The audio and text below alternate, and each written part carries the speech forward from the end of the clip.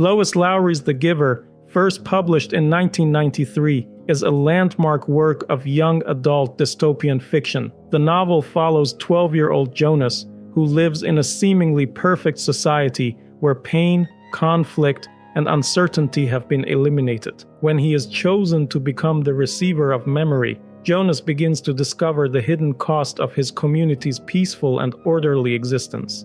Lowry's literary style is clear, restrained, and deeply symbolic, gradually revealing the unsettling truth behind the novel's seemingly ideal world. Through Jonas's changing perspective, readers experience his awakening to emotions, memories, and ideas that his society has suppressed. The novel explores themes of individuality, freedom, memory, choice, conformity, love, sacrifice, and the value of human experience. The Giver remains important because it challenges readers to consider whether a society without suffering can truly be humane, if achieving that stability requires surrendering freedom, emotion, and the ability to choose.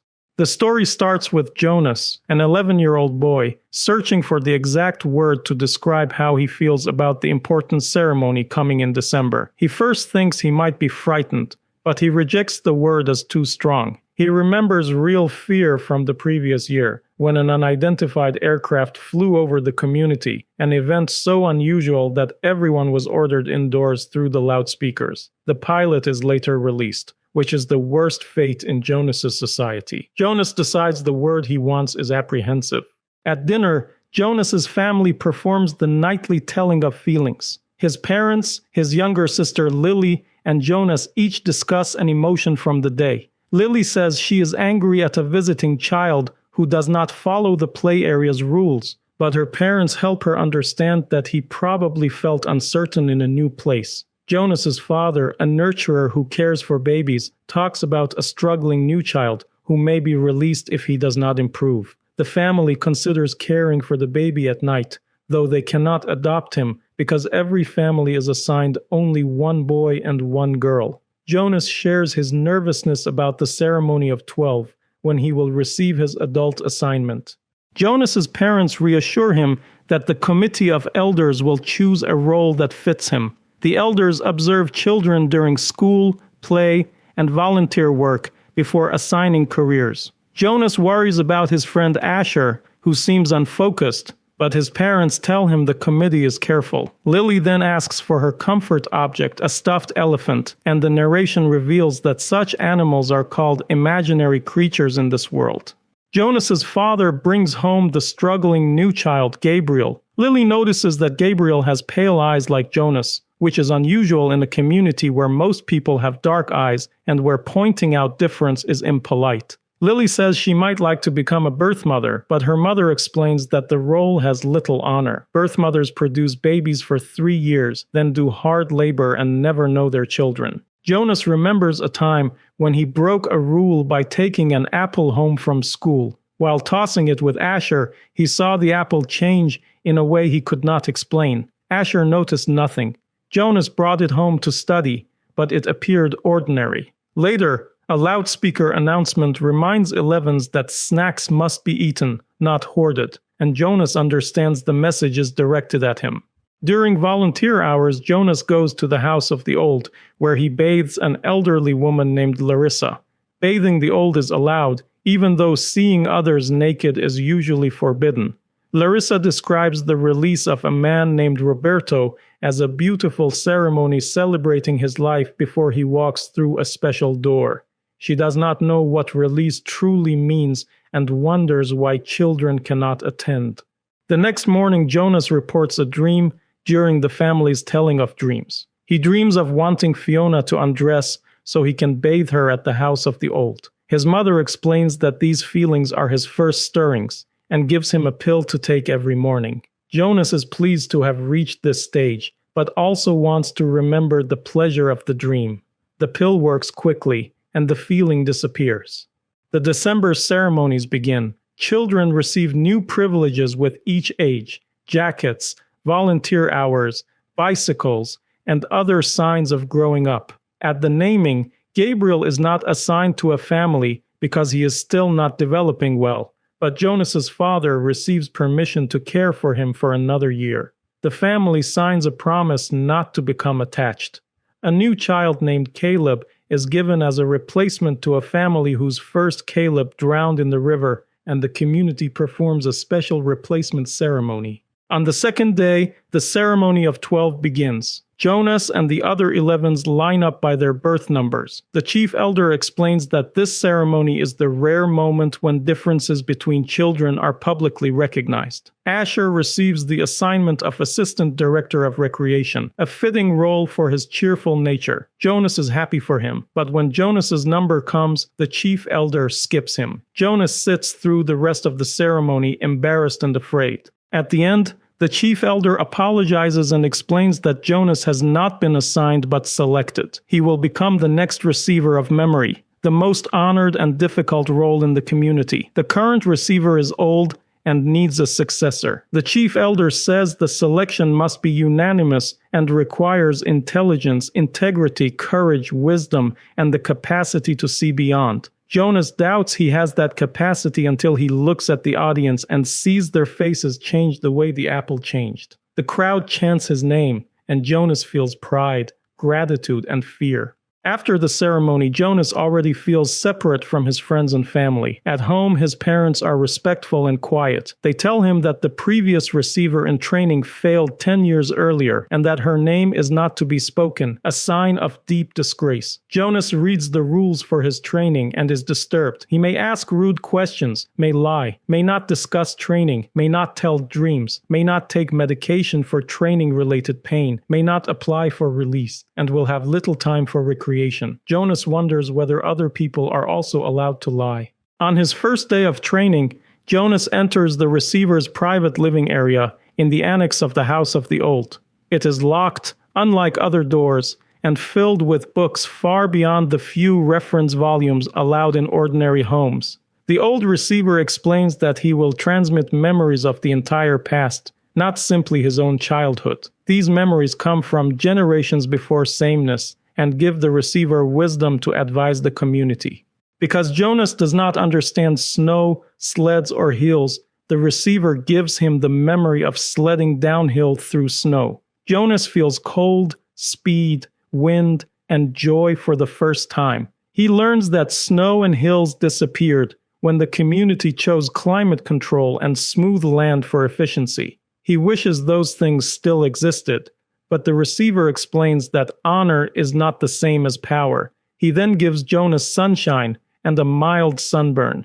When Jonas asks what to call him now, the old receiver says to call him the giver. As training continues, Jonas notices that Fiona's hair has the same strange change he once saw in the apple. The giver explains that Jonas is beginning to see the color red. In the past, everything had color, but the community gave up color and many choices in exchange for control. Jonas thinks color is beautiful and begins wanting people to have choices. Then he realizes choices could lead to mistakes, especially in matters like spouses and jobs. Still, he feels frustrated that his friends cannot see what he sees. He tries to share the beauty of color with Asher and the reality of elephants with Lily, but they cannot understand.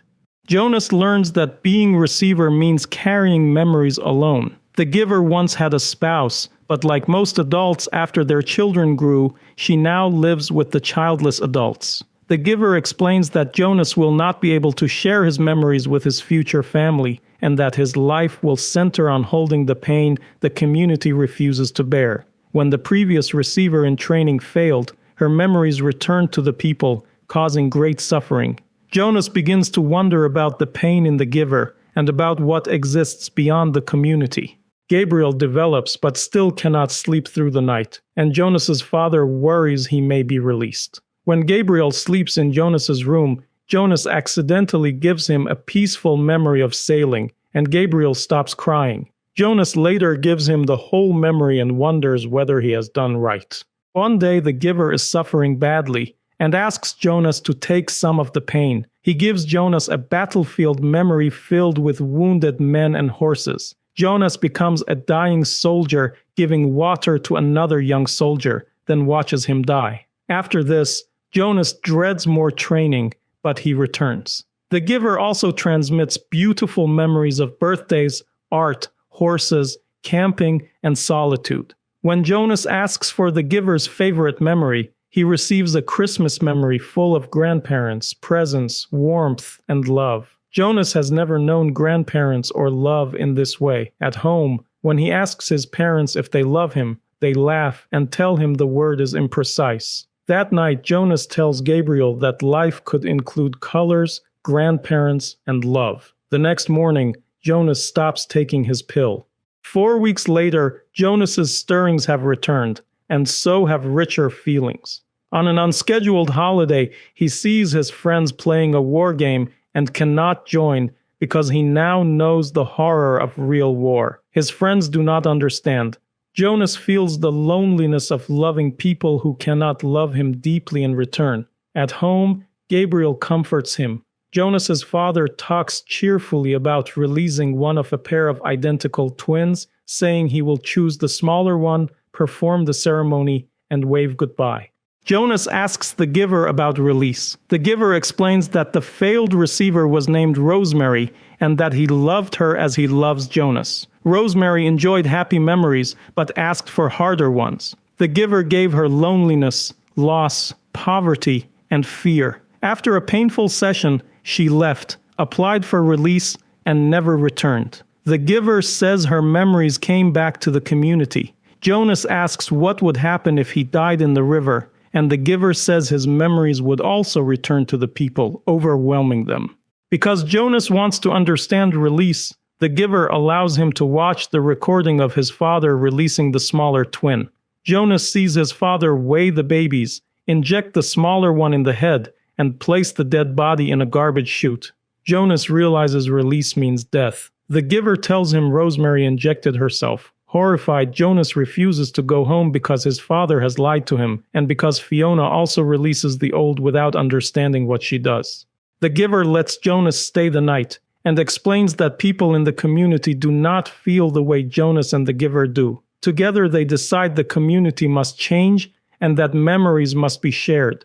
They plan for Jonas to escape, causing his memories to return to the people. The giver will remain behind to help the community bear them. Jonas begs him to come too, but the giver says he is too weak and must help the others. He also reveals that his own capacity to see beyond was hearing beyond. He once heard music, something he has kept to himself. Their plan is for Jonas to leave during the night before the ceremony. The giver will arrange a vehicle, hide Jonas, and make the community believe he drowned in the river. For 2 weeks, the giver will prepare him with memories of courage and strength. Afterward, the giver says he will be with his daughter Rosemary. The plan changes when Jonas learns that Gabriel is scheduled for release the next morning because he still cannot sleep through the night at the nurturing center. Jonas acts immediately. He takes food, steals his father's bicycle with the child seat, and escapes with Gabe. They ride through the night and hide during the day from search planes. Jonas gives Gabriel memories of exhaustion to make him sleep and memories of cold to hide their body heat from the plane's devices. After several days, they leave the communities far behind, and the planes come less often. The land changes. Jonas sees uneven ground, waterfalls, and wildlife, all impossible in the world of sameness. He injures his ankle and worries that he and Gabriel will starve. He catches fish and gathers berries, but it is barely enough. He understands that by leaving the community he has chosen hunger, but staying would have meant emotional starvation for him and death for Gabriel. Snow begins to fall, and the bicycle can no longer climb the steep hill ahead. Jonas has lost many of the memories the giver gave him, but he forces himself to remember sunshine and passes its warmth to Gabriel. When the memory fades, he remembers his friends, family, and the giver, and their happiness helps him reach the top. There he finds a sled and recognizes the hill from his first memory. Jonas climbs onto the sled with Gabriel and rides downward toward warm lights glowing from houses. He feels certain that love and memory wait there for them. For the first time, he hears singing ahead, and he thinks he hears music behind him too.